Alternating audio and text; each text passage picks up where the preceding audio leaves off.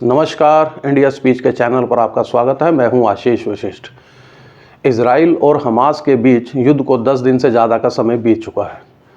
7 अक्टूबर को हमास द्वारा गाजा पट्टी से हज़ारों रॉकेट छोड़े जाने के बाद के अलावा उसके पैराग्लाइडर्स द्वारा इजराइल के भीतर आकर हत्या, अपहरण, बलात्कार जैसे अमानवीय कृत्य किए जाने के बाद पूरी दुनिया कांप गई।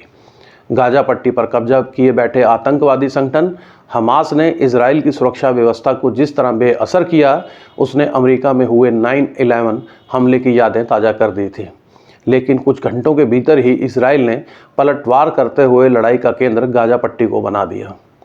इजराइल के प्रधानमंत्री नेतन्याहू ने स्पष्ट कर दिया है कि हमास को उसी की भाषा में उत्तर दिया जाएगा और फिर गाजा में बिजली और पेयजल के अलावा सारी जरूरी सप्लाई रोक दी गई है।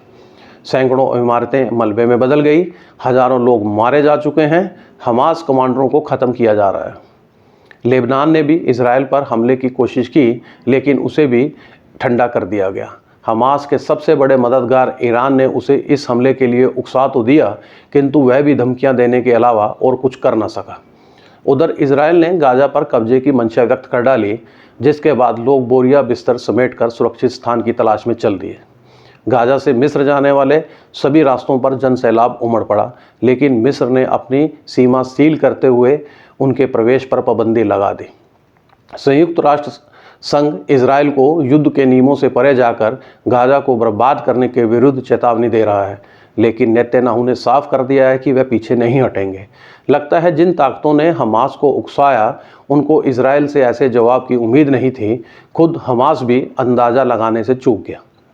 गौरतलब है कि यासर अराफात के जीवन काल में ही फिलिस्तीनियों के साथ इजराइल का समझौता होने के बाद दोनों शांति के साथ रहने को तैयार हो गए थे, लेकिन कट्टरपंथी इस्लामिक देश यहूदियों को वहां से बेदखल करने पर अड़े हुए हैं। बीते हफ्ते भर में इजराइल ने जिस दृढ़ता का परिचय दिया, वह सीखने लायक है। वहां का प्रत्येक नागरिक सैनिक की भूमिका में आ गया है। विदेशों में रह रहे यहूदी देश को संकट में देखकर घर लौट रहे हैं। विपक्ष के साथ आपातकालीन राष्ट्रीय सरकार भी बना ली गई है। कुल मिलाकर इजराइल शत्रु की जड़ों में मट्ठा डालने की जिस चाणक्य नीति पर चल रहा है, वही तो वह सभी देश अपनाते आए हैं जो उसे संयम रखने की सलाह दे रहे हैं। अमेरिका ने 9/11 के सूत्रधार ओसामा बिन लादेन को 7 समुंदर पार कर घर में घुसकर मारा था। रूस अपने राष्ट्रीय हितों के लिए यूक्रेन में जो कुछ कर रहा है, उसके बाद उसे इजराइल को रोकने का नैतिक अधिकार ही नहीं है। चीन भी तिब्बत में जिस निर्दयता से मानवीय अधिकारों का कत्लेआम करता आया है और उइगर मुसलमानों को जैसे खून के आंसू रुलाता है, वह भी किसी से छिपा नहीं है। आज जो इस्लामिक जगत यहूदियों को अत्याचारी बताता है, उसे इस बात का भी जवाब देना पड़ेगा कि जिस धरती पर यहूदी धर्म जन्मा, वह उनकी भी तो मातृभूमि है। यरूशलेम को ईसाई, यहूदी और मुसलमान तीनों अपना पवित्र स्थल मानते हैं।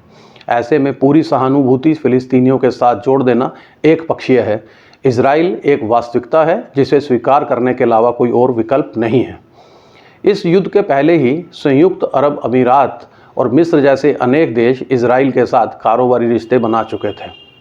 वहीं सऊदी अरब भी दोस्ताना कायम करने जा रहा था, लेकिन ईरान सहित कुछ विघन संतोषियों ने पश्चिम एशिया को आग में झोंकने का षड्यंत्र रच दिया। देखने वाली बात यह है कि 75 सालों में अनेक मुस्लिम देशों ने कभी अकेले तो कभी मिलकर इजराइल को मिटाने का दुस्साहस किया, लेकिन हर युद्ध में वह पहले से ज़्यादा ताकतवर होकर उभरा और फिलिस्तीनियों की ज़मीन घटती चली गई।